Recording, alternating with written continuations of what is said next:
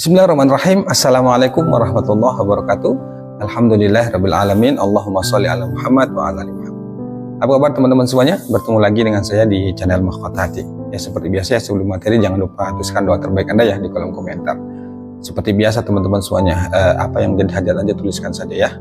Dah jangan pikirkan apa iya dari mana jalannya, yang penting tugas kita itu tetap lakukan saja ya. Banyak berdoa, banyak meminta sama Allah, dan kita berharap insya Allah Allah pasti menolong kita dan Allah pasti mengabulkan doa-doa kita. Baik teman-teman semuanya, hari ini saya bahas lagi-lagi tentang sholawat ya. Yang mana sholawat ini apa ya, Masya Allah luar biasa deh. Bagi saya ini ya sebenarnya amalan itu banyak ya, banyak. Tapi terkhusus buat saya sholawat ini benar-benar jadi, kalau saya bilang sih amalan pamungkas saya. Karena saya kemana-mana itu selalu mendawamkan sholawat. Ya sholawat yang saya baca itu sholawat yang biasa, Allahumma sholli ala sayyidina Muhammad wa ala ali Muhammad. Hanya itu yang saya baca teman-teman. Kalaupun sholawat Jibril sering saya baca, cuman jarang-jarang lah. Ya hanya 2 sholawat itu, dan sholawat itu kan banyak, ada sholawat Arya, Mujiat dan lain sebagainya. Yang penting semua sholawat itu baik, tinggal tergantung bagaimana kita mau mengamalkannya. Nah teman-teman pun silakan pilih sholawat mana yang Anda suka, kemudian yang Anda nyaman mengamalkannya itu amalkan. Mau sholawat Mujiat, mau sholawat Jibril, mau apa. Nah kenapa ini saya sampaikan teman-teman semuanya? Ini banyak bertanya ke saya. Ya lagi-lagi karena akibat, bukan ya, kalau saya bilang akibat ya akibat deh. Akibat sering lihat testimoni di YouTube ya. Mereka kan di testimoni YouTube itu, testimoni tentang keajaiban sholawat itu kan banyak memaparkan yang ATM-nya terisi sendiri, dia mendoakan sholawat, kemudian dapat transferan tak terduga, rezekinya, usahanya laris manis dan lain sebagainya. Itu mereka coba melakukan sholawat kok nggak dapat seperti yang mereka lihat, nggak dapat keajaiban.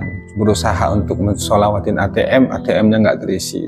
Berusaha untuk sholawat tapi supaya jualannya laris, tapi jualannya nggak laris-laris. Pokoknya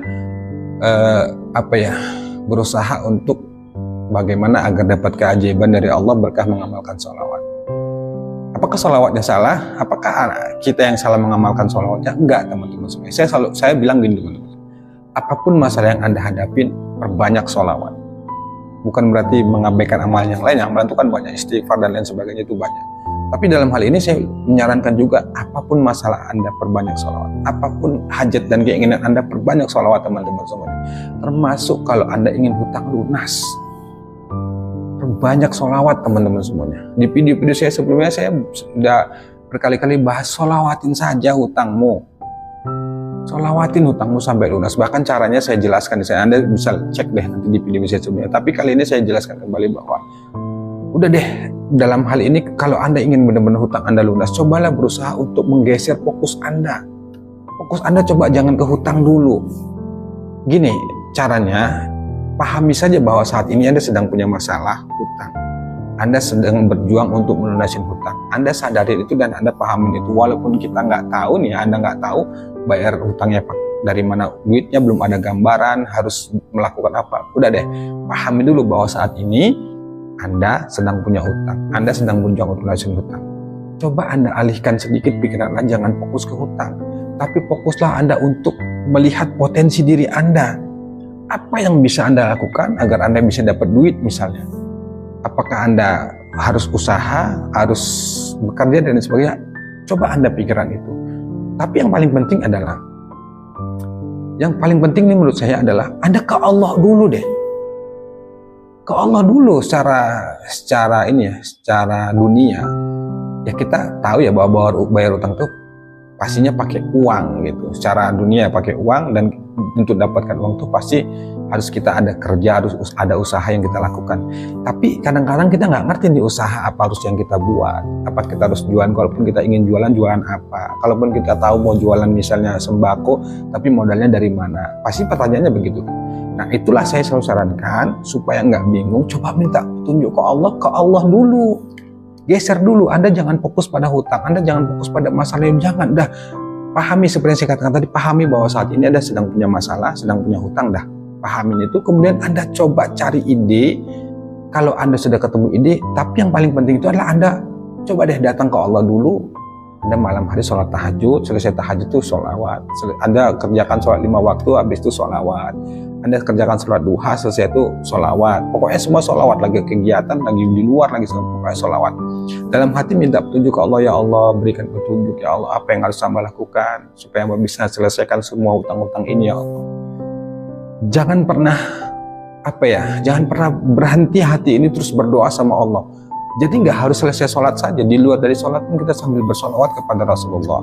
Berkah, kita berharap berkah wasilah salawat itu Allah berikan petunjuk, Allah berikan jalan. Lisan kita, dalam hati kita bersolat Allahumma sholli ala Muhammad wa ala ali Muhammad. Tapi hati kita tuh juga memohon kepada Allah, ya Allah, tolong ya Allah, apa yang harus hamba lakukan, mohon petunjuk ya Allah, supaya hamba bisa menyelesaikan hutang-hutang hamba ini. Lakukan itu teman-teman semuanya. Nah, simpelnya gini teman-teman semuanya, tulis semua jumlah hutangmu berapa. Tulis aja, tulis berapa jumlah hutang Anda tuh selembar kertas, kemudian bawa catatan jumlah hutang Anda tuh ke sajadah, bawa sholat hajat, bawa sholat tahajud, bawa sholat duha. Anda tulis di selembar kertas, kemudian Anda lipat, Anda simpan. Setiap Anda mau menghadap Allah, mau sholat hajat, buka kertas itu, kemudian Anda sholawatin, ya Allah ini jumlah hutangku, mohon petunjuk ya Allah, berikan jalan, harus melakukan apa. Tolong ya Allah, Anda peluk itu kertas, Anda bayangin, alhamdulillah ya Allah, hutangku 1 miliar lunas, terima kasih ya Allah, Engkau sungguh maha baik. Walau faktanya hutang Anda belum lunas, Anda kebingungan, Anda takutan, Anda nggak ngerti buat apa, lakukan teman-teman semuanya. Anda jangan terlalu fokus pada masalahnya. Kalau Anda terus-terusan memikirkan masalah itu, nggak selesai-selesai masalahnya. Nah kalau saya caranya begitu, bahkan saya ke teman-teman yang WA itu saya selalu bilang, sholawatin aja utangmu. Sholawatin, tulis jumlah hutangmu berapa di selembar kertas. 1 miliar kah, 10 miliar kah, tulis. Alhamdulillah ya Allah, hutangku 10 miliar lunas terbayar. Alhamdulillah ya Allah, hutangku 10 miliar sudah lunas terbayar. Nah tulis, simpan itu. Udah, ente jangan berpikir, kalau kita bertanya akal kita, logika kita, dari mana jalannya, apa iya, apa bisa sih kalau nggak kerja lunas.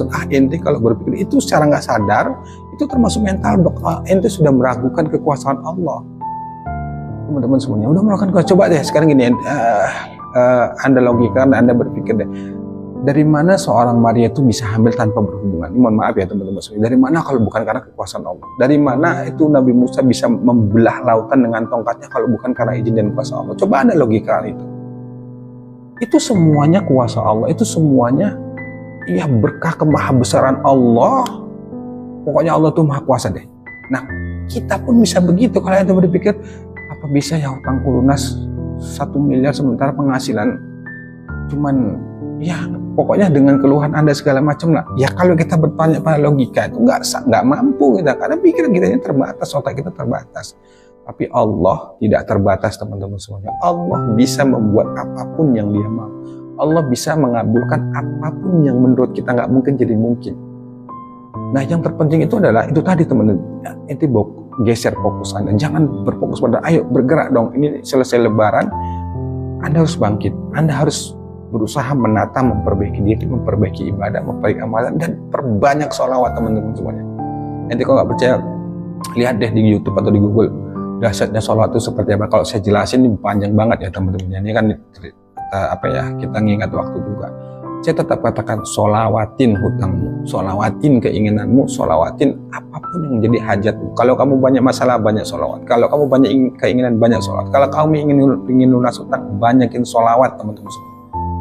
Perkara dari mana nanti Allah kasih jalan, perkara rezekinya seperti apa, pertolongan itu seperti apakah Dia bantu bagaimana, itu bukan urusan kita. Itu urusan Allah, itu wilayah Allah. Yang penting kitanya sekarang mau nggak berdoa sama Allah, mau nggak minta sama Allah, yakin nggak akan kuasanya Allah, yakin nggak dengan pertolongan Allah, yakin nggak keajaiban itu ada. Itu aja teman-teman semua. Yang jadi masalah itu kadang-kadang kita itu sholawat, mengakukan sholawat itu ingin fokus itu pada keajaiban. Kita sholawat itu supaya ATM terisi sendiri, kita sholawat supaya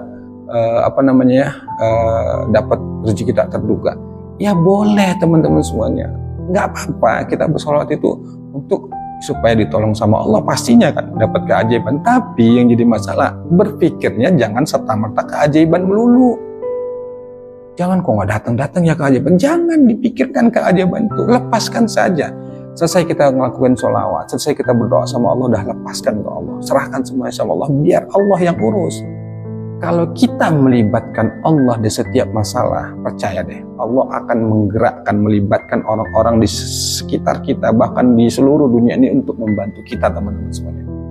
Maka jangan pernah lupakan Allah, libatkan Allah.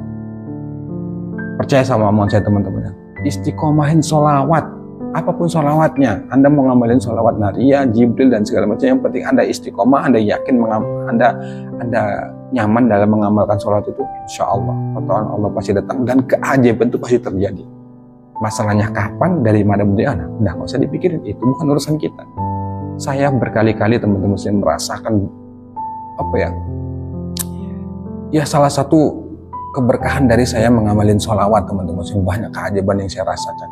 Ya banyak banget, dan bukan hanya saya, teman-teman kita yang di YouTube itu ya, mereka memberikan testimoni. Saya percaya dan yakin bahwa yang mereka sampaikan itu insya Allah itu benar dan nyata. Nah sekarang giliran Anda, kalau memang benar-benar Anda ingin ditolong sama Allah, banyakin sholawat. Bila perlu latih, bahkan bukan latih ya bahasa saya itu, bila perlu targetin deh satu hari itu Anda ngamalin sholawat tuh ya paling dikit 1000 lah, paling dikit. Kalau saya sudah sampaikan ya bahwa saya ngamalin sholawat itu malam hari itu sekali duduk insya Allah 1000, paling dikit tuh 1000. Di luar dari saya aktivitas berkendara, bekerja, itu saya tetap ngamalin sholawat dalam hati, Allahumma sholli ala Muhammad wa ala ali. Tapi kalau untuk di rumah misalnya selesai sholat hajat tuh saya ngamalin sholawat tuh 1000 kali sekali duduk teman-teman semuanya. Nah kalau kita benar-benar kepingin ditolong sama Allah, ya lakukan apa yang Allah perintahkan. Tugas kita itu hanya meyakini bahwa Allah itu maha menolong, bahwa Allah itu benar-benar kuasa bisa mengabulkan setiap doa dan hajat keinginan setiap hambanya. Tugas kita bukan memikirkan bagaimana cara Allah menolong, bagaimana nanti jalannya, dari mana caranya, itu bukan urusan kita. Allah di sana yang punya kuasa, Allah di sana yang bekerja.